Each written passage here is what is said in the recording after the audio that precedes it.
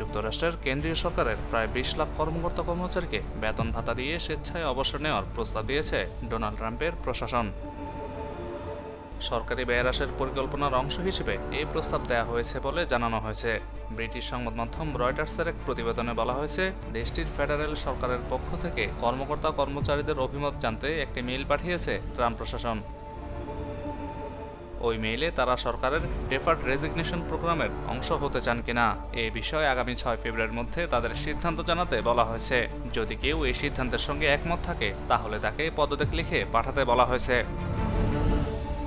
প্রস্তাবে ৩০ সেপ্টেম্বর পর্যন্ত বেতন ভাতা দেওয়ার কথা বলা আছে।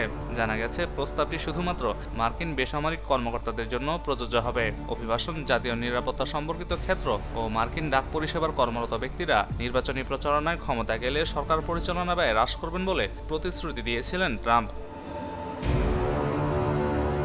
নিজের কথা অনুযায়ী প্রেসিডেন্ট হিসেবে শপথ নেওয়ার পরপরই ব্যবস্থা নিতে শুরু করেন তিনি। ডাক বিভাগের বাইরে প্রায় ২৩ লাখ বেসামরিক কর্মকর্তা রয়েছে। ১০% বেশি কর্মী তাদের প্রস্তাব মেনে নেবেন, অর্থাৎ প্রায় ২ লাখ কর্মী স্বেচ্ছায় পদত্যাগের সিদ্ধান্ত নেবেন বলে তারা আশা করছেন। এই প্রকল্পের মাধ্যমে সরকার $১০,০০০ কোটি মার্কিন ডলার বাঁচাতে পারবে বলে মনে করেন ট্রাম্প প্রশাসনের জ্যেষ্ঠ কর্মকর্তারা।